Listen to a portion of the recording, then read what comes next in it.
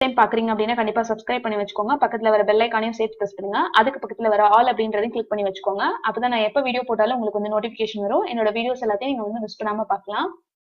சேலையில முடிச்சு போடுறதுக்குன்னு வந்து நம்ம தனியா ஸ்பெண்ட் பண்ணணும் அப்படின்ற அவசியம் கிடையாது. இது போடுறதுக்கு ஒரு மினிமம் வந்து 20 மினிட்ஸ் அவ்வளவுதான் ஆகும். ஸ்டிச்சிங் தெரியலனா கூட இதெல்லாம் வந்து நீங்களே வந்து வீட்லயே வந்து ஃப்ரீ டைம்ல வந்து போட்டுக்கலாம். வாங்க வீடியோல வந்து எப்படி ஈஸியா வந்து இந்த முடிச்சு வந்து போடுறது சாரிக்கு அப்படின்றது வந்து பார்க்கலாம். நான் வந்து சில்க் சாரி வந்து எடுத்து வச்சிருக்கேன் முடிச்சு போடுறதுக்கு. ஃபர்ஸ்ட் வந்து சேலையை ஃபுல்லா வந்து மடிச்சுக்கோங்க. மடிச்சுட்டு அந்த முந்தில தான் நமக்கு வந்து முடிச்சு போடுறதுக்காக இந்த மாதிரி கேப் வந்து கொடுத்துருப்பாங்க.